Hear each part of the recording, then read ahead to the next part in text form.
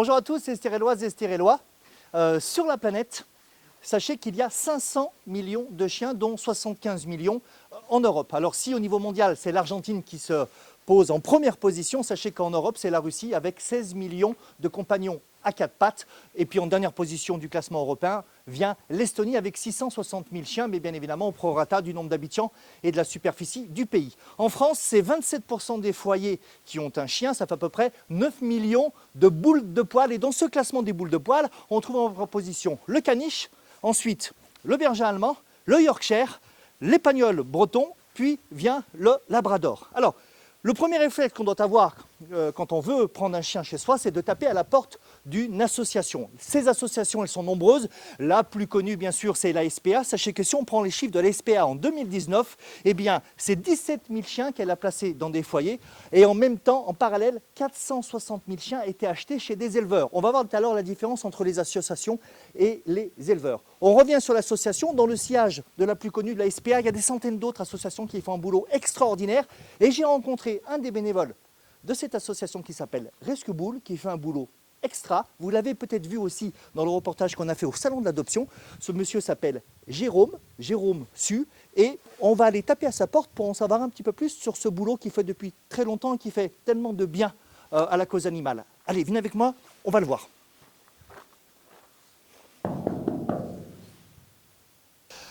Alors, chers téléspectateurs, on vient d'en parler. Jérôme Su, que j'ai rencontré dans les couloirs du salon d'adoption à Saint-Raphaël. Salut Jérôme. Salut Greg. Tu nous accueilles chez toi, dans ta maison. Ici, on est où à peu près là? Fréjus, on est à côté du Vallon de Valescure. D'accord, ok, très bien. Alors Jérôme, tu es né à Nice, toi tu as 40 balais, on va dire. Oui, Tu oui. peux nous faire juste un petit survol commenté de... Tu es né à Nice et puis avant d'arriver à Fréjus, tu as tourné un petit peu rapidement, tu as fait quoi? Un petit peu, oui, donc avec mes parents, on est à Nice pendant 3 ans, après on a été à Marseille. Ouais. Après de Marseille, c'était la Réunion, parce que après de là, on est revenu dans la Drôme, exactement le Vaucluse. Et après, moi je suis venu ici pour l'armée. Tu as une séquence parisienne quelques années. Oui, je suis parti 2-3 ans à Paris. Tu as fait des études commerciales. Et puis après, tu as monté ce que les Raphaélois et les Fréjusiens connaissent. De nom, c'est Ripaille. Qu'est-ce que c'est Ripaille? R-I-P-A-Y-E. C'est une petite marque de vêtements qui a été beaucoup avec les amis, un petit peu de diffusion un peu ailleurs, mais voilà, c'est une petite marque de vêtements. Tu as le logo là, Ripaille. Oui, c'est ça, entre autres. Ripaille, du verbe ripailler, c'est profiter de la vie, faire un banquet, faire une bonne orgie. Avec ton sourire en coin, à mon avis, tu dois avoir de l'expérience. On aime Et bien. puis, Ripaille, on a vu certains artistes qui ont porté tes t-shirts. Et puis, ton VRP de luxe, un peu sur Paris, c'est Cave-Rivière, c'est Filou. Philippe Cavrivière, que tout le monde ici connaît. Ouais. Fait que maintenant, même au niveau national, il commence à être connu bien. Maintenant. Bon, ouais, Filou, continue, Notre accroche-toi. Philou. Alors, Jérôme, il y a deux choses dont tu ne peux pas te séparer dans ta vie. La première et la plus importante, c'est D-Boy. On voit des images de D-Boy pendant qu'on parle. Présente-nous D-Boy comme ça, succinctement. D-Boy, un bulldog français qui a maintenant 12 ans, qui vieillit, un peu comme son papa. Donc voilà, c'est un bulldog français plein de vie. C'est mon compagnon de vie, c'est mon copain, c'est mon meilleur ami depuis 12 ans. Tu l'as rencontré où? Alors D-Boy, on est allé dans un élevage. D'accord, ok, ça roule. Dans un élevage, voilà. Alors, comme tu viens de le dire, tu as un peu le sourire un peu tristouné en ce moment parce que D-Boy a des soucis de santé. C'est pas évident les nuits, c'est pas évident les jours. Tu limites un peu sa souffrance, mais c'est compliqué. Tu rentres dans une phase compliquée avec D-Boy. C'est pour ça que tu es tendu un peu en ce moment et un peu stressé. Mais on peut comprendre. Il est âgé, ouais. Tous les propriétaires de chiens sont dans le même cas que toi. Alors la deuxième chose après D-Boy, on va revenir sur D-Boy. La deuxième chose dont tu peux pas te séparer, c'est pas que tu voudrais pas, mais les choses de la vie sont comme ça. C'est ce fauteuil. Ce fauteuil. Moi qui te connais un tout petit peu, ce que tu m'as parlé un peu de tes exploits, tu lui as mis la misère à ce fauteuil concrètement. Oui, il a bien vécu. Oui. Alors un jour tu t'es réveillé, tu t'es dit tiens avec mon fauteuil, je vais descendre la Tour Eiffel, c'est ça? Oui, c'était rigolo ça. Oui. Mais ça t'est venu comment Je sais pas, c'était le but du jeu de se dire tiens on peut descendre, je vais essayer de descendre cette Tour Eiffel, enfin le premier étage, hein. J'ai pas fait jusqu'en haut, ça aurait été trop long, on a fait le premier étage qui est déjà pas mal, et voilà, c'est descendu par les escaliers, du coup ça a été suivi un peu par M6, il y avait le Parisien aussi. Tu aimes bien la montagne aussi, toi, parce que j'ai vu quelques images de toi. Ça fait beaucoup de déposes en hélico. Ouais, enfin, ça veut dire que tu choisis une montagne, tu prends un hélico, il te pose et tu balances. Non, on l'a toujours fait pareil, c'était sur Arola, sur le Pin d'Arola, c'était en Suisse. Parce que les déposes quand tu n'es pas un professionnel, tu n'as pas le droit de les faire en France. Ouais. Donc du coup, nous on est allés en Suisse grâce à notre ami Yann qui travaille là-bas. Et voilà, donc avec André Anzevoui qui est un grand rider de l'époque. Et ouais, parce qu'on voit des images pendant qu'on parle là, et tu as un accoutrement. Bon, c'est une coque spéciale, c'est un ski spécial, c'est un ski unique ou c'est deux, c'est comment? C'est un ski. Enfin, il y a plusieurs possibilités, mais moi, effectivement, D'accord. c'est un ski que j'ai. On reste dans le ski, ski nautique, beaucoup. Ski nautique, beaucoup, oui. Ski nautique, wakeboard. Tu as eu haut niveau en ski nautique? J'ai tourné avec l'équipe de France, on était en équipe de France. Après, bon, de toute façon, on n'est pas énorme, donc Ouais. du coup, on est très vite propulsé Ouais. un peu dans le milieu de la compétition. Mais voilà, c'était très chouette, une très bonne époque. Et ta passion du sport te mène même à faire des premières, entre guillemets, puisque toujours dans le monde de la montagne. C'est quoi ce truc que tu as tenté? Alors, le speed riding avec la voile, donc la voile et le ski. Donc voilà, on a fait ça quoi maintenant, il y a 2 ans, je crois. C'est-à-dire que tu voles à moitié, tu poses tes skis, tu revoles, tu Ouais, poses, c'est ça. Alors après, nous, moi, j'ai beaucoup volé parce que c'était en tandem pour me faire au moins décoller, parce qu'au début, Ouais. c'était un peu compliqué. Après, par contre, j'étais autonome dans le vol, c'est-à-dire le vol et l'atterrissage seul. Ouais. Donc, par contre, c'était beaucoup du vol. Après, il y a juste sur la fin, au moment donné, je gérais l'atterrissage et que je Ouais. faisais un peu les toucher et repartir. Mais voilà. Bon, on en sait un peu plus sur toi. Donc, du coin, ici, sportif, et on va en venir au nerf de la guerre. On s'est rencontrés au salon de l'adoption. Tu es ce qu'on peut considérer comme un des premiers défenseurs de la cause animale. D'où est venu cet intérêt pour la cause animale, Jérôme? Un des premiers, je sais pas, mais effectivement, oui, c'est quelque chose qui me parle et qui me touche énormément. La cause Pourquoi? animale. Dès ton enfance, il y a eu un élément ou... D-Boy, c'est D-Boy qui m'a amené dans cette cause animale petit à petit. Donc moi, on est allé le chercher donc chez un éleveur, et de là, j'ai découvert un peu la condition animale et la cause animale. Et là, j'ai rencontré donc Rescue Bull, qui est une association de protection et de replacement de bulldogs français, Ouais. pour laquelle maintenant je suis bénévole depuis 10 ans ou 11 ans, mais c'est quasiment depuis l'arrivée de D-Boy, en fait. D'accord. Et alors c'est marrant parce que D-Boy, ce format de chien, mini-chien, comme on peut appeler... Mini c'est- molossoïdes. Hein? C'est des molossoïdes, mais des mini Des molossoïdes. mini-molossoïdes. Ouais, Molossoïdes, il y a les catégories de chiens, mesdames et messieurs. Il y a les bergers, il y a les molossoïdes. Voilà, et les molossoïdes, on peut dire vulgairement bulldog, boxer, dog, danois, matin de Naples, bref. un peu ces museaux un peu écrasés. Voilà, le museau qui a pris le mur avec les petites bajous. Et c'est rigolo de voir un mec costaud comme toi, d'avoir une petite boule de poil comme lui. C'est attendrissant, ça t'a aidé avec ta chérie ou pas? Ça aide? Ça peut aider des fois. Alors après, ça dépend, parce que comme ils aiment bien péter, des fois aussi, ça peut faire fuir aussi. C'est à double C'est du tranchant. direct, on est en direct. Donc du coup, alors, Rescue Bull, c'est une association. Tu l'as rencontrée, elle défend la cause animale. Comment ça se passe? Vous récupérez des chiens de où? Pourquoi? Et comment? Il y a plein de cas, en fait, qui existent. C'est que des fois, on va nous appeler, les gens vont dire, bah, écoutez, moi, j'ai plus la capacité, j'ai plus la possibilité de m'occuper correctement de mon animal. Je préfère le céder à une association pour qu'on trouve à un moment donné une famille où le chien va un peu plus s'épanouir. Il y a des accidents de la vie, il y a des gens tout simplement aussi où on nous appelle, on nous a dit, ce chien-là est quand même, on va dire, il peut être maltraité, il peut être délaissé. Il y a des chiens aussi abandonnés après qu'on récupère. Il y a de tout. Il y a des fois aussi des vétos qui nous appellent alors que la personne, c'est des éleveurs peu scrupuleux, veulent euthanasier la chienne au bout de 5 ans, 7 ans de reproduction et qu'ils n'ont plus d'intérêt à la garder. Donc on intervient à ce moment-là, on essaie de récupérer ces chiens-là et de leur apporter une belle deuxième vie.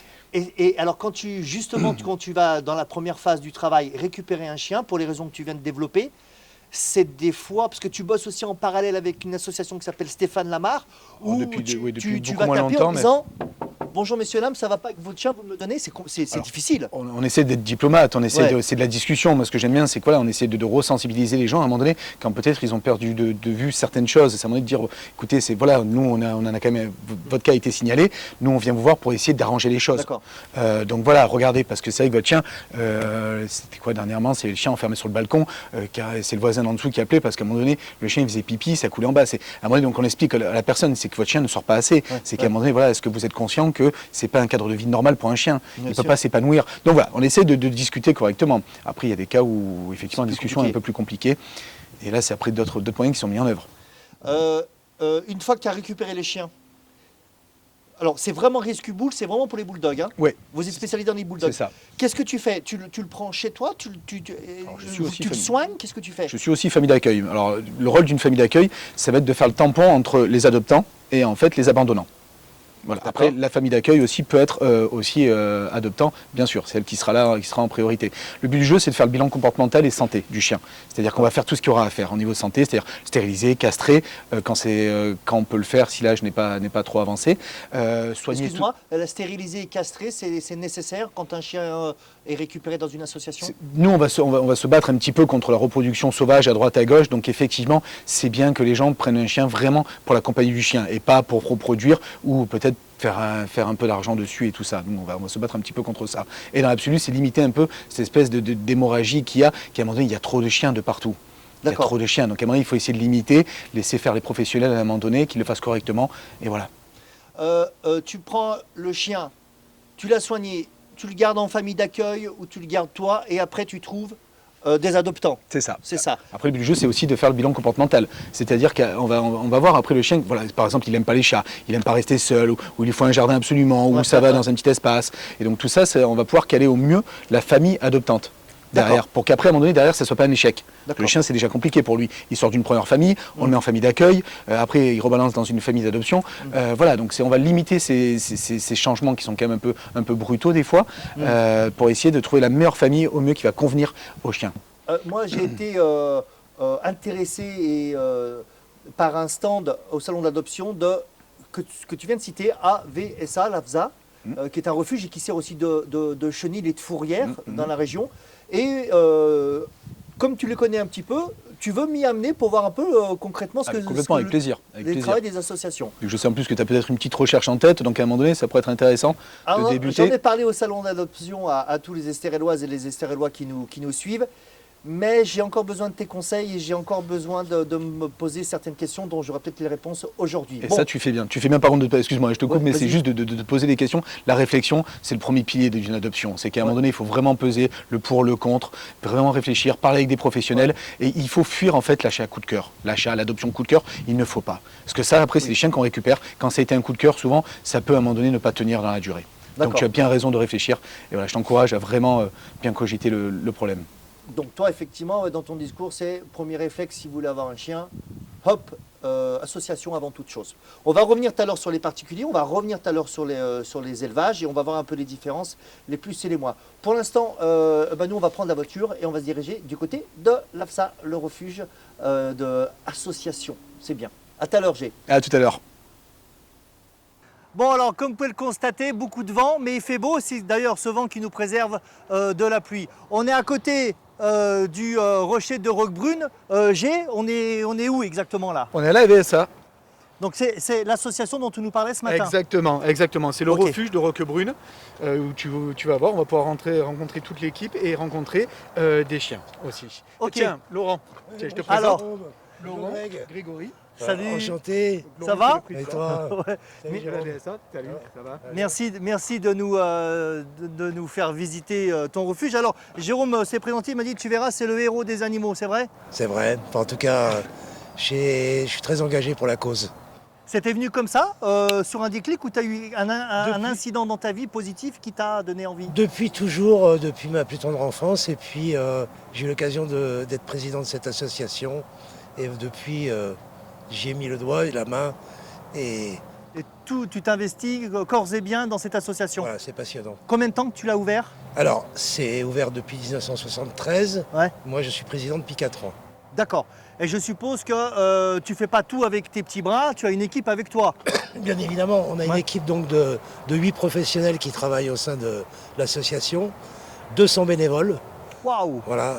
Et puis un conseil d'administration qui m'entoure quotidiennement dans toutes les actions. D'accord. Et là, depuis qu'on est arrivé, j'ai vu plein de gens sortir des voitures avec des sacs et les poser là. Qu'est-ce que c'est que ces sacs? Ce sont des dons, les gens nous apportent ce qu'ils ont à donner au refuge. En fait, en général, c'est des gens qui ont des couvertures, des harnais, qui leur restent chez eux, des chiens qu'ils ont eu antérieurement, quoi. Voilà. Ok, donc dans ta structure, tu as un directeur et des soigneurs, c'est ça? C'est ça. 8 professionnels Alors, et 200... J'ai un directeur, une secrétaire administrative donc, et comptable qui gère donc l'ensemble du site. Et ensuite, après, il y a les soigneurs qui sont, eux, au box que vous visiterez tout à l'heure, j'espère. D'accord. Et là, potentiellement, il y a 119 000 personnes qui t'écoutent dans la CAVEM. Est-ce que tu as besoin de quelque chose? Est-ce que tu fais un appel à des volontaires ou ça va, tu as tout ce qu'il faut? On fait toujours appel à des volontaires, bien évidemment. Ouais. Je veux dire, un refuge, c'est une association, hein, donc ça fonctionne comme toutes les associations et on a besoin d'aide en permanence. Donc tout le monde est bienvenu, tous les dons sont bienvenus, toutes les aides sont bienvenues. Et pour ça, on va à www.afza.fr. Avec grand plaisir.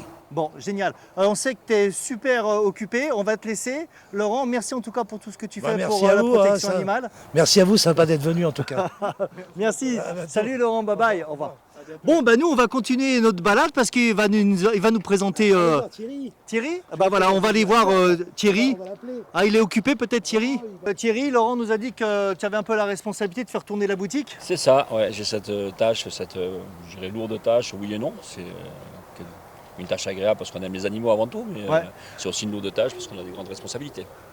Toi, tu t'occupes de la partie administrative et logistique. Est-ce que tu passes plus de temps avec les gens qui viennent les adoptants Alors, ou moi, plus avec les chiens? Moi, je passe plus de temps avec les gens qui viennent adopter les chiens et je m'occupe de la gestion du refuge en termes de personnel, en termes de bénévoles. Il y a quand même 200 bénévoles qui sont inscrits. Il faut gérer les plannings des soigneurs, il faut gérer les animaux. Je gère les entrées de chiens, tout ce qui est abandon, tout ce qui est fourrière qui nous arrive des 28 communes avec lesquelles nous sommes conventionnés. Donc ça fait du travail.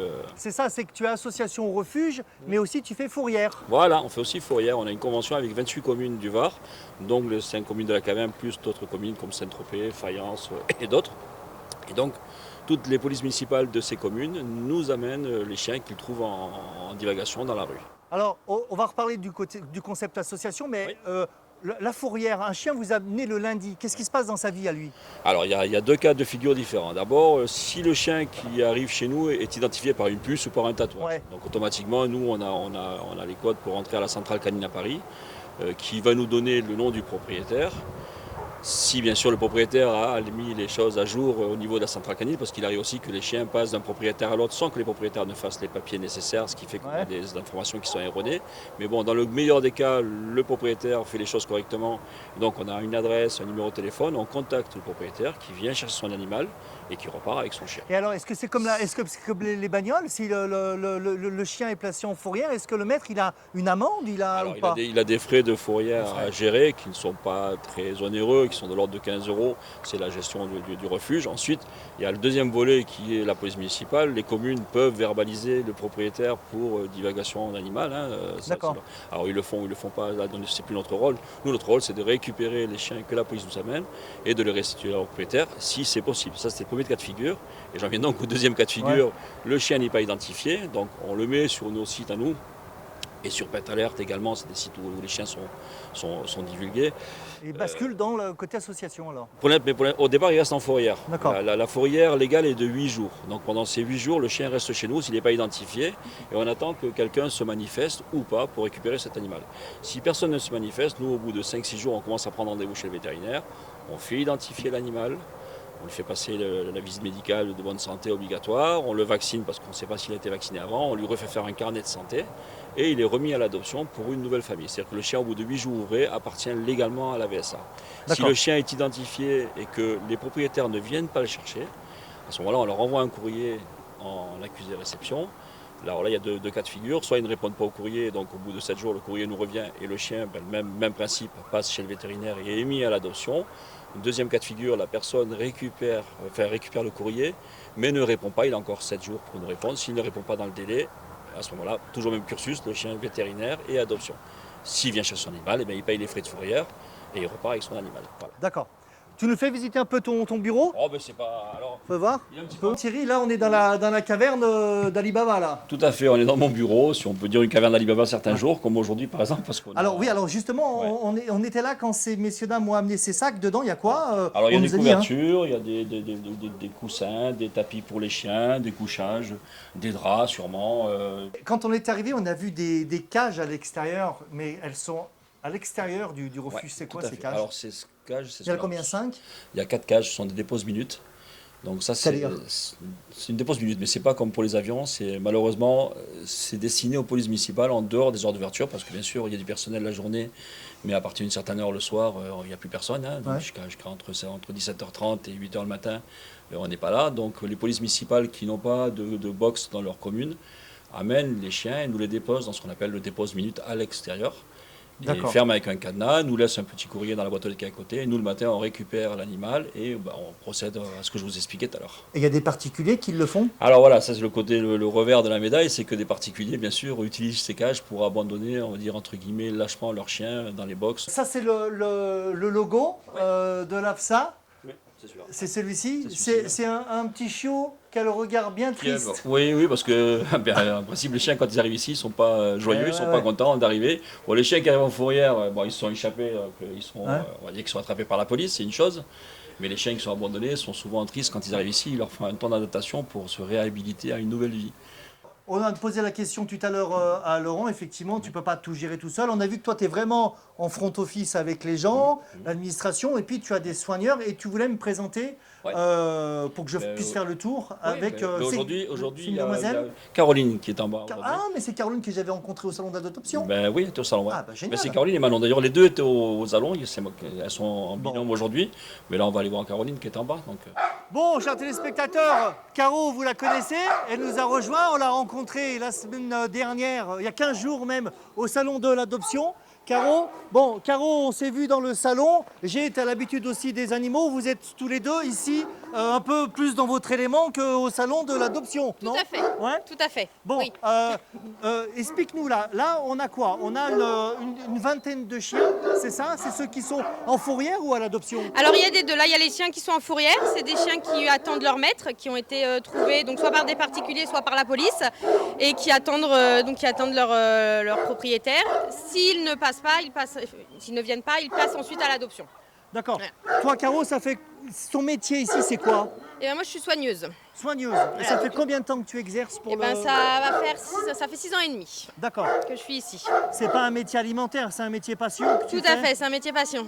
Comment s'articule ta journée? Tu commences à quelle heure? Tu finis à quelle heure? Et qu'est-ce que tu fais concrètement? Alors on commence à 8h30 le matin jusqu'à midi. Ouais. Le matin, c'est surtout tout ce qui est nettoyage de box et de parc et sortie de chiens. Donc tous les chiens sortent le matin pour faire les box.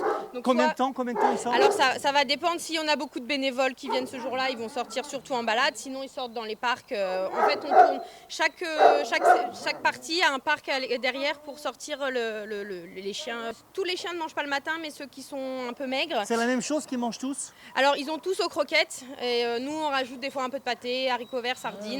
Pour agrémenter. Alors la sardine c'est bon pour l'hiver, ça fait un peu de gras et c'est bon pour le poil.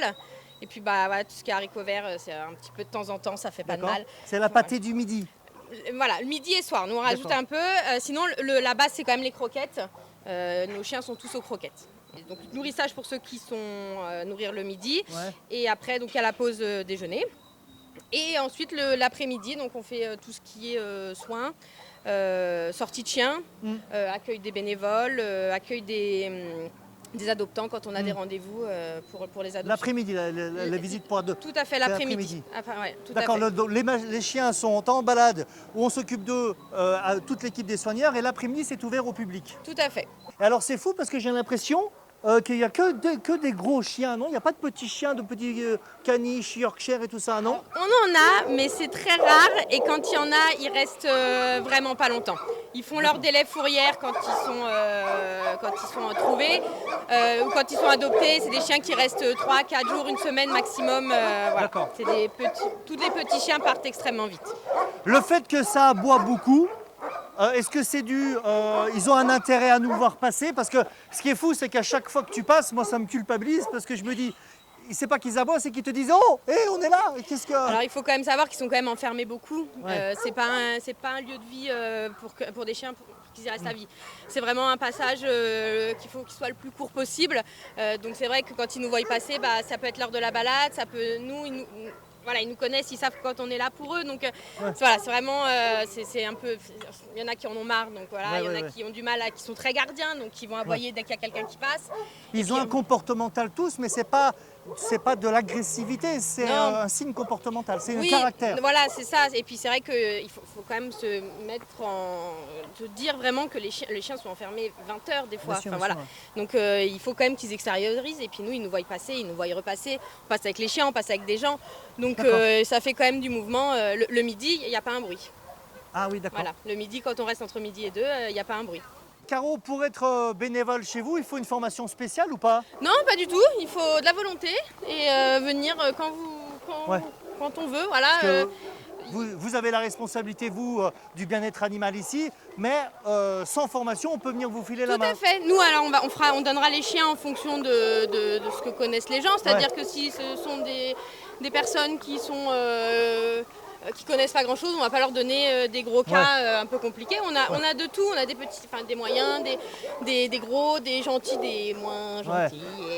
Et du coup, non. On peut venir s'inscrire. Le message est passé. Si vous êtes bénévole, si vous voulez être donné de votre temps, c'est possible à l'AFSA. Ça, c'est ta caverne d'Alibaba. On va rentrer parce que c'est là où tu prépares les pâtés, c'est ça? Moi, Fais-nous moi, voir, je fais-nous fais une voir. petite. Les chiens, quand ils te voient rentrer là-dedans, ils savent que C'est pour manger. c'est pour manger. Tout Alors, à fait. tu nous as dit Alors, croquettes. ils sont tous aux croquettes. Ouais. Donc on a différents selon leur gabarit. Et vous avez des prix pour les croquettes ou comment ça se fait? Oui, normalement il y a des prix. Après c'est vu avec le tout est L'administratif, Thierry, c'est Laurent. ça, mais c'est des trucs qui sont négociés. Ouais. C'est comme les vétérinaires, quand vous avez besoin de soins, ils vous font des prix. Tout à fait, les vétérinaires, D'accord. il y a des prix associations. Qui Alors nous aident beaucoup. tu me dis croquettes, mais là, Ah oui, qu'est-ce alors- que c'est? C'est pas alors, des croquettes, Non, ça? nous on rajoute, moi j'aime bien rajouter, alors des petites choses. Alors moi je mets du riz, on met de la pâtée, des sardines, parce que Ouais. les sardines c'est... Eh oui, on a vu des gens qui amenaient des sardines tout à Tout à l'heure. fait, c'est bon pour le poil et pour l'hiver ça fait un peu de gras. Nous ils dorment dehors, donc c'est vrai que voilà, on met des trucs qui sont appétants. Et puis c'est toujours plus agréable d'avoir un peu Un peu d'huile dedans, c'est bien. Si vous avez fait. des choses chez vous, messieurs, dames, et que venez ici à Roquebrune et vous allez faire des Tout heureux. à fait, alors si je peux passer un petit mot, tout ce qui est pâté, sardines, haricots verts, et puis les os aussi, tout ce qui est eau spéciale pour chiens, ils sont on preneurs va et au- voilà, ils sont... On va au supermarché, ça coûte 40 centimes, on prend la boîte, voilà, non mais c'est bien, c'est génial. Tous les chiens, ils mangent, c'est toi qui décides qui mange quoi? Alors on fait en fonction de la taille, du poids. D'accord. Les chiens qui sont surpoids, ils auront moins. Voilà. Après tout est noté nous sur notre tableau. On sait ce que mange chaque chien, quelle croquette, et s'il mange matin et soir ou juste soir. Bon, très bien. Tu voulais me faire voir un chien parce que tu sais, au salon d'adoption, je t'ai parlé de molossoïde. Tout à fait. Comment il s'appelle ce Il chien? s'appelle Rollo. On n'est pas passé devant encore. Non, là. on n'est pas encore passé Allez, devant. je On va te suis, ça passer devant. m'intéresse. Hop, je t'en prie, passe devant. Alors ce chien, comment il s'appelle? Alors, il s'appelle Rollo. Rollo. C'est un canet corso. Eh, Jérôme, il y a peut-être ta petite surprise là. Viens. 3 ans. Il est là. Il est là. Juste ici. Oh, tais-toi. Donc voici Rollo. Donc Rollo c'est un grand bébé. Il a 3 ans mais il se comporte comme un bébé. Voilà, c'est- donc il y a toute l'éducation à faire mais c'est un super chien qui est super sympa. Et donc la race, c'est Canet Corso. Canet Corso. Et la couleur, il est bringé. Il est bringé. D'accord. Et c'est vrai qu'on retrouve ce nez un peu écrasé et ses bajoux un Et petit c'est- peu. Voilà, c'est ça, tout à fait. Eh, on dit que les molossoïdes, ils bavent souvent, mais c'est dû à la forme de leurs joues ou alors c'est parce qu'on les fait trop saliver? Comment Non, ça se passe? ça dépend. Je pense que après ils ont quand même des grandes babines donc ça livre plus, mais il y en a qui lui bavent pas trop. Et alors, on peut le. On va sortir. Je veux pas rentrer, il me connaît pas, je veux pas rentrer chez lui, mais on On peut va sortir. sortir et on va avancer un peu. Allez, Parce génial. que- Regarde qui c'est qui est là. Et je te donne mon micro. Regarde. Oh, il en a qu'après Jérôme. Mais Jérôme, il en a déjà. Salut toi. Salut. Oh oui. Oh. Et un beau bébé, hein. C'est fou parce qu'avec des chiens qu'on ne connaît pas, qui sont étrangers, par exemple pour moi, c'est un chien, tu sens qu'il y a... Bon, il faut faire attention peut-être certains gestes, mais tu le prendrais dans ses bras tout de suite et tu lui ferais des papouilles. Il faut toujours faire attention, c'est des chiens quand même qui ont un passé, dont les 3/4 on ne connaît pas le passé, donc il faut toujours faire attention les premiers mois pour avec le temps vraiment d'apprendre à le connaître et à le découvrir. Un chien compliqué, c'est quoi? C'est un chien dangereux? Non, c'est pas un chien dangereux, c'est un chien qui peut avoir déjà mordu dans certaines situations, Ouais. mais c'est pas un chien dangereux, c'est un chien qu'il faut apprendre à connaître, qu'il faut travailler, voilà, mais c'est pas un chien dangereux. Aucun chien n'est dangereux. C'est l'humain qui l'est quand il le transforme en... Et quand tu as un petit préféré qui part dans une famille, comment tu Alors, gères l'émotion? ou Moi, pas je pleure beaucoup, voilà, mais je suis toujours contente. Mais Ouais. voilà, je pleure beaucoup. C'est vrai qu'on Ouais. on s'en occupe, on les papouille, on fait tout Ouais. pour qu'ils soient bien. Donc c'est vrai que personnellement, je pleure. Bon, Mais je suis toujours on peut heureuse. comprendre. On peut comprendre. Alors là, concrètement, pour les téléspectateurs qui nous regardent, moi par exemple, cette boule d'amour là, il me plaît beaucoup. Si je me mets à la place d'un adoptant sûr de lui, à l'instant où on parle, ce chien, il peut être chez moi en combien de temps? Et sous quelles conditions? Alors assez rapidement, déjà nous on va étudier le questionnaire qui aurait été rempli. Moi, vous allez m'étudier moi. Donc on va étudier voilà comment dire mon pédigré. Voilà, exactement, tout à fait. Le mode de vie. Ouais. Voilà, on va vérifier que ça correspond au chien. Ce chien-là, il est soigné par des vétos, par vos soins. Tout à fait. D'accord. Il a vu un vétérinaire. Il a un vétérinaire. C'est ça. Il est castré? Oui, il est castré. Il est castré. Il est déjà castré. Sans parler de la santé, est-ce qu'il a un bilan comportemental ou pas? Alors, on ne fait pas de bilan comportementaux à tous nos chiens. Après, nous, on les connaît, donc on sait, on va apprendre à connaître leur caractère et ce qui va nous permettre de les placer d'essayer de les placer dans les familles qui, pour nous, correspondent mieux à leur caractère. Financièrement, c'est payant une adoption, c'est pas payant? Tout à fait, les frais d'adoption correspondent aux frais vétérinaires. C'est-à-dire? Donc c'est-à-dire pour Rollo par exemple c'est 190 €. Donc castration, puce et vaccin. D'accord. Le temps, à partir du moment où vous validez mon dossier, je peux venir chercher dans combien de temps? Alors une fois qu'on a bien discuté, après on aime bien que les gens réfléchissent, qu'ils se posent tranquillement chez eux, qui réfléchissent et une fois que voilà on est sûr, nous rappeler et se dire voilà on a bien réfléchi. C'est quoi? C'est 15 jours quoi? Même pas, ça peut se faire dans 2-3 jours une fois qu'on a discuté avec nous et qu'on a vu le chien. Voilà. D'accord. Et l'adoption réussie, c'est quoi avec par exemple Rollo? C'est que vous avez bien étudié mon dossier et quand j'arrive et que tu n'es plus là, toi qui finalement tu es sa maman finalement. Oui. Est-ce que c'est quoi l'adoption réussie? Quand je suis chez moi, je dois lui imposer mon rythme et l'écouter. Oui, non, il faut faire un peu des deux. Il faut pas l'erreur qu'il faut pas faire, c'est se dire il vient d'un refuge. Je vais tout lui laisser faire pendant une semaine, il est le roi. Ouais. Parce qu'après, il va prendre toutes les habitudes de cette semaine et elles vont être plus dures à régler. Il faut lui faire prendre son rythme tout en en le respectant lui. D'accord. Oh là là, il a une bouille ce chien. Oh, c'est fou. Après, il est beau. Ça reste un gros chien. Ouais. Il y a quand même du travail. Il connaît pas grand-chose. Il saute beaucoup. Donc c'est vrai que pour un grand chien de ce gabarit-là, c'est des choses qu'il va falloir travailler. Mais après, lui, on sait que c'est un chien qui est adorable avec l'humain et avec ses congénères. Jérôme, viens voir, parce que j'ai l'impression qu'il a un petit faible pour toi. À chaque fois que tu t'approches, je sais pas si Rollo, il voudrait bien de moi, en fait. Bon, super. Qu'est-ce qu'on dit, Caroline, on va te laisser travailler. Qu'est-ce qu'on dit aux gens qui nous regardent, qui ont eu un chien d'une vie chez eux, et qui ont beaucoup souffert de la perte de ce chien et qui ne veulent plus reprendre de chien pour éviter cette souffrance?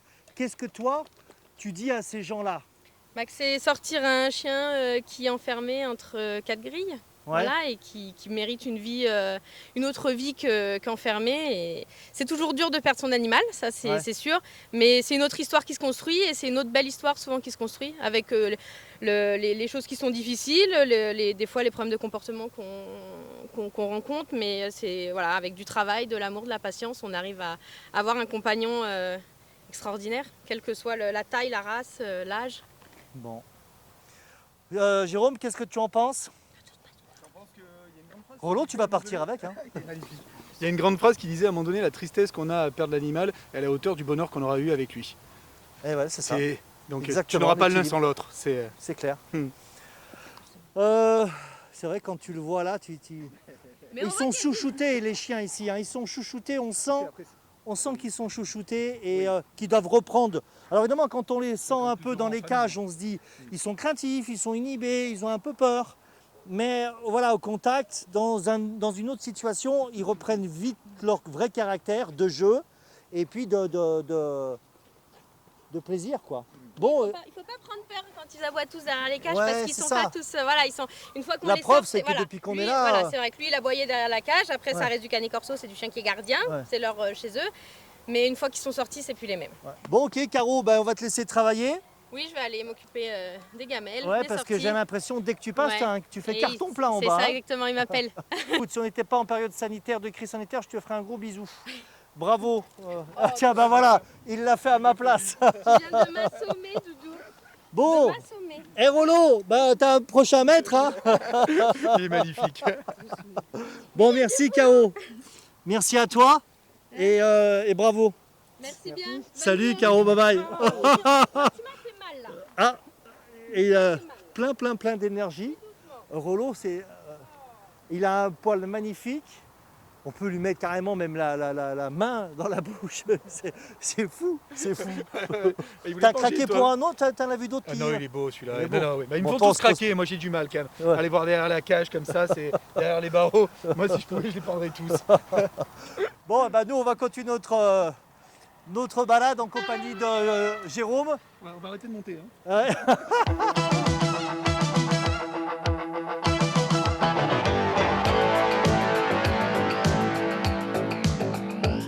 Il était où le gentil Yuki? Où il était le gentil Toutou? Il était où, hein? Il était où? Où il était le gentil Kiki? Et où il est le pépéro Wawa?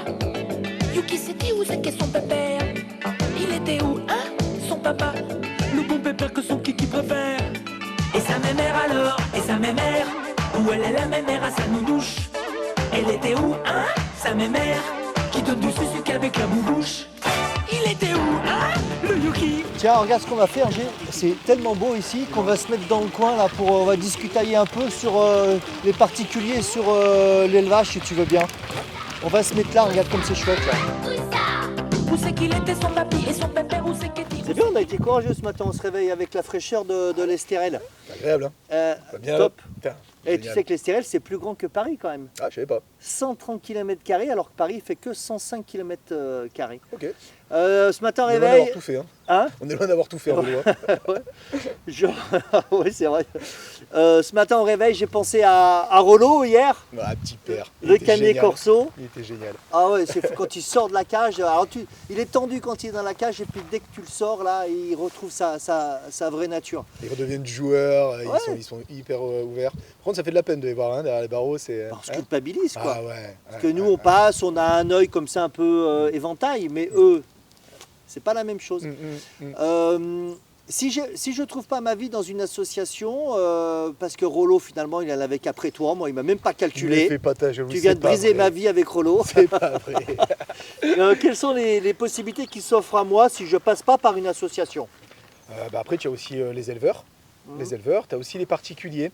Après, tu vois, on va reprendre les trois piliers dont on parlait au début, c'est-à-dire après, il faut la réflexion au début, la Ouais. prudence, il faut rester prudent. C'est-à-dire que les éleveurs, tu en as des bons, tu en as des mauvais, les particuliers, c'est pareil. Il faut rester prudent, il faut rester méfiant, il faut aller voir les gens, il faut discuter avec eux, il faut voir après toute cette sensibilité, qui est le troisième pilier, la sensibilité. Il faut voir la sensibilité à un moment donné que les gens vont avoir pour leurs animaux. Réflexion, sensibilité. Deuxième, prudence. Prudence et sensibilité. D'accord. Donc du coup, si on parle un peu d'abord des plus et des moins de l'élevage. L'élevage, c'est censé être des professionnels. Ouais. Donc ils sont censés respecter toute une charte, on va dire entre guillemets de qualité, j'aime pas dire ça comme ça, mais c'est un petit peu ça. Ouais. Une qualité de vie, une généalogie, pas de consanguinité, ils sont censés respecter beaucoup de choses. Après là encore attention. Pourquoi tu parles de généalogie? Parce qu'il faut éviter les consanguinités. Après tu as des tares. Un bon éleveur ne va pas faire reproduire un animal qui peut avoir une tare génétique. Un éleveur un peu moins scrupuleux, il va faire reproduire, il s'en fout, et tout ce qu'il veut c'est vendre son chiot. D'accord. Donc c'est là où il faut rester méfiant. Il faut voir les parents, il faut voir absolument les parents. Il faut que tu vois le papa et la maman, si c'est possible. D'accord. Il faut voir dans quel cadre de vie ils évoluent. D'accord. Ça, c'est super important. Parce qu'à un moment donné, tu peux voir l'éleveur dans un salon du show, par exemple, pourquoi pas, mais j'aurais tendance à faire attention parce qu'il te montre des photos, c'est peut-être pas souvent là où est vraiment le chien. Vas-y vraiment chez les personnes, D'accord. va chez l'éleveur, va chez les particuliers, vois comment les chiens se comportent, voir comment la mère, elle se comporte. Tu as le cortex cérébral du chiot, il se forme énormément sur les 3 premiers mois. Et là, tu as des erreurs à un moment donné qui sont pas irrattrapables, mais qui sont compliquées après à rattraper. D'accord. Est-ce que le fait qu'il y ait beaucoup de chiens chez un éleveur, mais ça devrait le sociabiliser plus vite, le sevrage devrait être fait plus vite de la maman, ou c'est vrai ou c'est pas vrai ça? Alors oui, c'est bien de sociabiliser un chiot. Après, attention, si tu me dis qu'il y a plein de chiens, le multirace plein de chiens avec faut pas que ça ressemble à une usine non plus, Greg. D'accord. Tu vois cette sensibilité-là. Voilà, tu l'auras à un moment donné de voir est-ce que c'est l'usine ou est-ce que c'est respectueux du chien. D'accord. Voilà. Qu'est-ce que vous appelez dans le monde de l'élevage l'OF, L-O-F? Alors c'est inscrit au registre du LOF, c'est-à-dire qu'à un moment donné, tu as une vraie suivi généalogique. C'est-à-dire qu'à un moment donné, le chien doit respecter des standards. En fait, de taille, de poids, je crois que tu as la couleur aussi, tu as plein de choses qui rentrent en compte. À partir du moment où le papa et la maman sont LOF, le chien peut être LOF, mais il faut qu'il soit reconnu à un certain moment, qu'il soit reconnu LOF en fait. Il y a 2-3 jours, tu m'as parlé des chiennes d'élevage. Oui. Quid des chiennes d'élevage? Ouais. Parce que c'est vrai que elles mettent bas, et Et ça, nous à Rescue Bull, donc du coup l'asso pour laquelle je suis bénévole, on récupère des fois, on récupère souvent les femelles d'élevage dans des états plus ou moins corrects. Là, des fois, c'est honteux. Alors, des fois, il y en a qui sont très très bien, que vraiment les chiennes ont été respectées du début à la fin. Après, il y a des chiennes, aujourd'hui, ça c'est la réalité, Greg, qui vivent en cage. Elles font leurs besoins dans leur cage, elles font des petits. Les chiots, ils sont amenés dans des salons à droite à gauche vendus et ils n'ont jamais connu la caresse, un jouet ou un câlin. Mon cousin m'appelle en me disant j'ai eu une portée, je voudrais te donner un chiot. Est-ce qu'on a le droit? Alors c'est délicat, c'est que la loi maintenant essaie d'encadrer ça un petit peu plus qu'avant, et depuis pas très longtemps, je crois que ça fait peut-être 1 an ou 2, où maintenant chaque particulier est censé avoir un numéro de sirène, à partir du moment où il fait une portée. Il y a certains cas particuliers sur du LOF et tout ça, mais ça c'est encore à part, mais la plupart du temps... Même pour un don? Même pour un don? Alors pour le don, normalement, c'est que dans tous les cas, ton chien va falloir qu'il soit identifié. Donc il y a certaines choses quand même à respecter. Normalement, le chien doit avoir un certificat de bonne santé, doit avoir une identification avec l'ICAD et tout ça. Donc l'ICAD, c'est quoi? C'est l'identification canine. D'accord, c'est la puce qu'on met... C'est ça. Avant, ça pouvait être le tatouage. Maintenant, on va dire qu'ils sont plus reconnus par puce. Pour qu'il y ait un suivi, qu'il y ait une traçabilité. Après, le problème des particuliers, c'est que là aussi, il faut faire attention. Il faut aller chez les gens. Alors, je ne jette pas la pierre, mais qu'à un moment donné, il faut pas que les gens fassent n'importe quoi. Des chiens, on en a quand même énormément. Tu as vu, on était hier à l'AFSA, à un moment donné, des chiens, il y en a trop aujourd'hui, il y en a trop. Donc ça serait bien d'essayer de limiter un peu toutes ces naissances, de faire attention, de stériliser, de castrer vos animaux. Ça, c'est très important. On va le voir avec notre vétérinaire qui va pouvoir t'expliquer certaines questions comme la stérilisation et la castration qui sont très très importantes. Association, éleveurs... particulier, c'est compliqué tout ça. C'est vrai que c'est pas simple. Après, les choses se font toutes seules. Et à un moment donné, dans le sens où à un moment donné, quand tu as bien réfléchi au projet, qu'à un moment donné, tu y vas, tu gardes cette sensibilité-là, tu restes attentif à tous ces petits détails. Et à un moment donné, ça va paraître plus simple que ce que tu as l'impression que ça en est, pardon. Mais le souci, moi, Greg, c'est que je te connais un petit peu quand même. Hein, on est amis de longue date. Je connais ta vie. Et ta vie, quand tu es à droite, tu es à gauche, tu es pour les tournages, tu es à Paris, tu pars. Est-ce que tu crois qu'aujourd'hui, quand je vois comment tu évolues, est-ce que tu crois que c'est le bon moment d'avoir un chien? J'ai cette envie profonde en moi. Oui, cette envie, elle est un peu égoïste. C'est l'envie de toi, avoir un chien. Parce que ce chien, tu vas le rendre profondément heureux quand tu ne seras pas là, quand tu vas partir 4 jours, quand tu vas partir 5 jours. En fait, il serait heureux là parce que j'habite là, moi. Mais, je suis d'accord. Mais en plus, tu pourras me le garder. Ah, oui. Avec plaisir. Pas mais tout tu le sais temps. que je ne suis pas toujours là. Ouais, ça m'agace parce que j'ai vraiment profondément envie. Mais tu as peut-être raison, je suis peut-être que je bouge encore un peu trop. Puis en plus, avec moi, la race de chien que j'aime bien, que je serais susceptible de trouver dans une association, c'est molossoïdes qui ont un comportement un peu inversonnellement proportionnel à leur taille. Ce sont des grands chiens, mais qui sont dans leur tête très proches de leur maître. Oui, ils sont proches et de qui l'humain. dépriment vite, en fait. Tu voulais boucler la boucle de ce reportage en m'emmenant quand même voir un scientifique, un médecin de la santé animale qu'on appelle un vétérinaire. On va lui poser aussi 2-3 questions. Lui, ça donnera à nos téléspectateurs qui sont en train de nous regarder aussi quelques informations en plus. Bon, maintenant, il faut se taper la montée, quoi. Allez, tu vas en voiture, toi, non? Hein? Tu vas pas en voiture? Non, chez le véto. Oui, mais jusqu'à là, il faut remonter à col douce. Allez, c'est on y va. parti. Ciao. Ok, messieurs, dames, on est toujours en compagnie de Jérôme. Jérôme, on est où, là? On est chez notre vétérinaire. Le vétérinaire de D-Boy ou le vétérinaire de Rescue Bull? De D-Boy. De D-Boy, c'est le tien perso. Oui, c'est ça. Ok, très bien. On va lui demander à ce docteur en santé animale, à ce vétérinaire, quelques informations sur les associations. Je te laisse passer devant, Jérôme. Et moi, pendant ce temps-là, je mets le masque. Merci Jérôme de nous avoir présenté Simon Baudeguin, docteur en bien-être animal, vétérinaire. C'est un métier que je voulais faire quand j'étais petit, mais je n'ai pas eu le courage que vous avez eu des études. Moi. Docteur, on sort de l'AFSA. La première question que je voulais vous poser, est-ce qu'un chien, peu importe le temps qu'il reste dans l'association, est-ce que ce passage-là, ça peut nuire à son comportemental ou pas? Alors ça dépend en fait de l'âge du chien, c'est-à-dire que si c'est un chiot qui est resté longtemps pendant sa phase d'imprégnation sensorielle, effectivement, il n'a pas acquis les différents stimuli inhérents à son développement, donc ça peut poser effectivement des problèmes de socialisation derrière. Et s'il s'agit d'un adulte, ça dépend le temps qu'il va rester au refuge et les conditions de détention qu'il avait au préalable. Est-ce qu'il était en famille? Est-ce qu'il était habitué à différents bruits, à des enfants?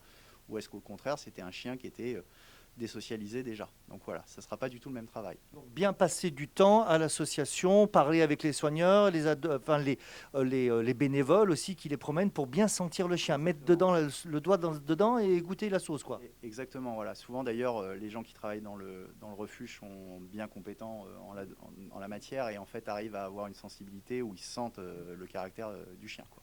Alors, si on ne parle pas des chiots, si on parle des chiens de taille adulte ou de morphologie adulte, est-ce que s'il a vécu dans une première partie de vie des drames absolus, de la maltraitance et tout ça, est-ce qu'avec le temps, le chien a la capacité, dans une nouvelle famille où il est bien, d'oublier tous ces moments de désespoir pour lui?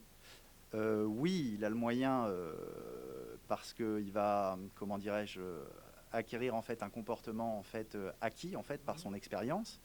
Maintenant, il est clair qu'un chien qui pendant sa phase d'imprégnation sensorielle, c'est-à-dire jusqu'à ses 8 mois, a été détenu en dépit du bon sens dans un cadre social, le traumatisme généré par ça peut rester et c'est difficile à rattraper.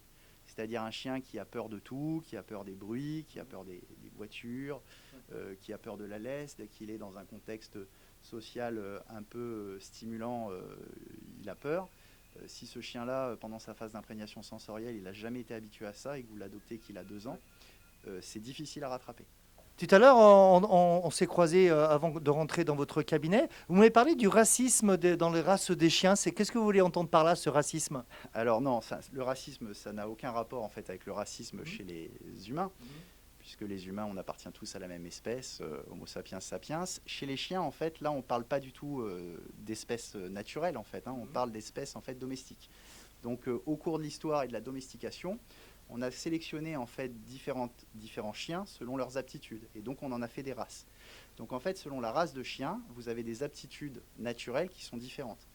Vous ne pourrez pas exiger d'un cavalier King Charles la même chose que vous allez exiger d'un Doberman ou d'un berger allemand. Voilà. Donc l'aptitude d'un chien à la chasse a été sélectionnée depuis X temps. L'aptitude d'un ratier à tuer les rats a été sélectionnée depuis X temps. L'aptitude d'un chien de garde ou d'un chien de troupeau a été sélectionnée depuis X temps. Et du coup, effectivement, il faut composer par rapport à ce caractère naturel de sélection. Jérôme m'a dit, dans beaucoup d'associations, les chiens sont castrés ou stérilisés.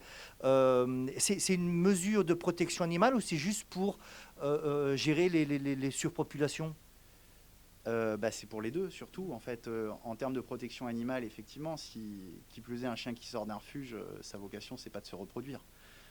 C'est d'être adopté, d'être aimé, mais pas d'avoir accès à la reproduction et de donner potentiellement encore des chiots qui peuvent se retrouver en refuge ou quoi. Et est-ce que cette castration ou cette stérilisation, ça peut nuire à l'animal dans le sens où il peut supporter les maladies communes un peu moins bien? Est-ce que ça lui baisse son système immunitaire ou pas du tout? Alors pas du tout, ça baisse pas le système immunitaire dans le cadre en fait de contracter d'éventuelles maladies infectieuses. Donc les maladies les plus communes qui sont des maladies bactériennes, virales, etc.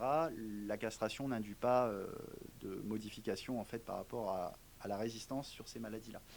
La stérilisation, par contre, ça entraîne une conséquence souvent d'embonpoint si on n'arrive pas à gérer l'alimentation. Et l'embonpoint favorise le développement d'autres maladies, comme c'est le cas chez les humains. En fait, l'obésité est facteur de maladie. Est-ce que vous relayez, vous, à votre poste de médecin, est-ce que vous relayez le message qui consiste à dire, si vous voulez prendre un chien, messieurs, dames, première chose, premier réflexe à faire, allez taper à la porte d'une association? Ah oui, bien sûr. Bien sûr. Alors sans pour autant comment mettre à mal les professionnels du monde du chien, c'est-à-dire les vendeurs de chiens, les éleveurs et compagnie. Effectivement, aujourd'hui, on a trop nombre d'animaux qui sont en association et donner une chance justement à un animal qui est en association, c'est seconde vie. en refuge, c'est voilà, c'est quelque chose d'éthique et cohérent d'un point de vue animal, quoi. Au niveau comportemental, vous avez dit tout à l'heure qu'il fallait faire attention selon le passé, la généalogie. Mais au niveau médical, quand on va adopter un animal dans une association, on a zéro crainte au niveau médical. C'est des chiens qui sont dans une association qui se respectent, hein, je vous parle. Hein. Oui, alors là, je vais parler, nous, de comment on fonctionne. C'est-à-dire que pour ce qui est des différents refuges avec lesquels on travaille, ils sont tous dans la médicalisation. C'est-à-dire qu'effectivement, le b.a.-ba des soins, c'est la vaccination, la stérilisation. Voilà. Maintenant, comme dans tout vivant, il y a une part d'aléatoire. C'est-à-dire que ce qu'il faut bien imaginer, c'est que si vous adoptez un chien qui a 8 ans, on va lui avoir réalisé un examen clinique, on va l'avoir stérilisé, on va avoir écarté un certain nombre de maladies.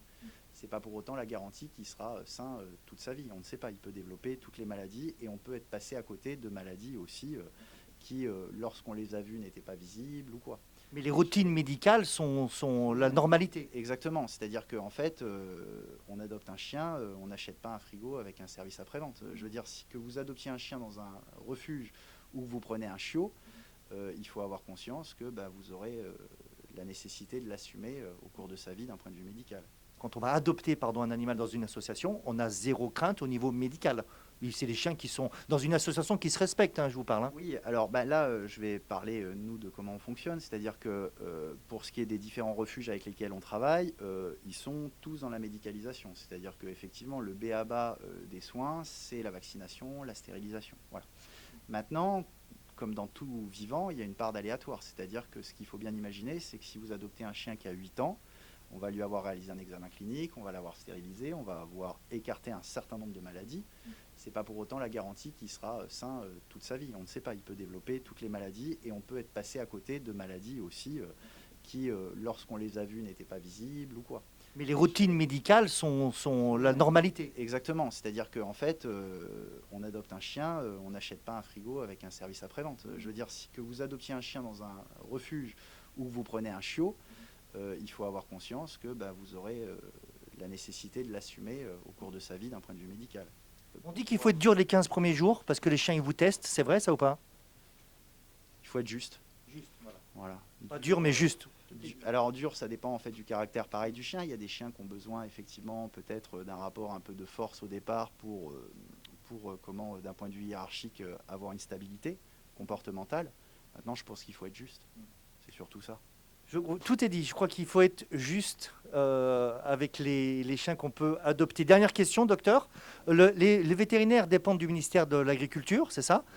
Si vous étiez demain propulsé ministre de l'Agriculture, en charge du monde vétérinaire, quelle serait la première règle, loi que vous feriez passer s'agissant des chiens ou s'agissant de ces associations? Si je vous donne une baguette magique, boum, quelle serait votre première action pour le monde animal? Ce ministère pour la défense animale, ce serait bien quand même, non? Ah oui, bien sûr, oui. Ouais. Oui, je pense qu'il y a de très nets progrès en la matière ces dernières années. Il y a des mouvements politiques qui se construisent, il y a des associations, alors des associations qui souvent d'ailleurs sont assez percutantes et qui peuvent froisser des personnes, mais effectivement, le fait que tout le monde puisse avoir la parole et exposer leur point de vue, c'est une bonne chose. Ok, il me reste à vous remercier. Docteur, qu'est-ce qu'on répond à Madame de Sévigné? Rappelez, à l'époque, elle disait « Plus je connais les hommes et plus j'adore les chiens ». Qu'est-ce qu'on lui répond? Elle était pleine de bon sens. Bon, et quand vous serez ministre de l'Agriculture, votre premier entretien, c'est avec STRL TV? Ah volontiers. Merci, docteur Bodequin. Puget-sur-Argence, merci de nous avoir fait découvrir. Merci. Voilà, alors c'est vrai que je pourrais être un poil déçu au moment de me rendre compte qu'après le salon de l'adoption, après la visite à l'AFSA, après les conseils du vétérinaire et de Jérôme, eh bien c'est peut-être pas le bon timing pour moi en ce moment d'adopter ou de prendre un chien. Et Dieu sait pourtant si l'envie est réelle chez moi. Et j'aurais vraiment envie de lui faire la vie belle ici dans les stérelles, mais quid de mon voyage à Paris? Je n'ai pas trouvé la solution, je ne peux pas toujours demander à des amis ou à de la famille. Il faut que j'attende un petit peu, mais ce jour viendra. Et ce jour, quand il viendra, oui, je pousserai la porte d'une association parce que que j'ai au moins compris par l'intermédiaire de ce reportage, c'est que dorénavant, les comportements, les critères de comportement de mon chien seront plus importants que les critères physiques. Voilà, ça c'est important. J'ai vraiment avancé là-dessus. Pour finir, je voudrais tirer un grand coup de chapeau, puisque c'est le nom de ce reportage, Adoption, chapeau aux associations, à tous ces bénévoles, à tous ces soigneurs qui font un travail extraordinaire dans des associations dans lesquelles j'ai vu certes des chiens des fois un peu tendus, anxieux, inhibés, craintifs, mais qui finalement, parce qu'ils sont chouchoutés, parce qu'ils sont aimés, dès qu'on les sort de la cage, ils retrouvent leur vraie nature, celle de faire confiance et de croire en l'homme. Voilà, Adoption, chapeau aux associations, c'était un reportage SRL TV sur des images de Christian Alminana et de Benjamin Barrault. Merci au son à Victor Battaglia. À très bientôt sur notre chaîne et n'oubliez pas, la terre est ronde, le ciel est bleu, la mer est belle.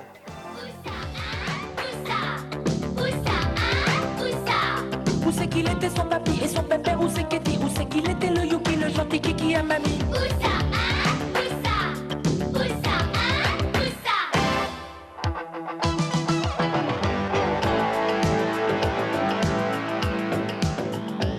Il était là le bouchou Kikichou, il était là le plus beau des cookies. Il était là qui, le beau poupou, le plus joli de tous les bonouki.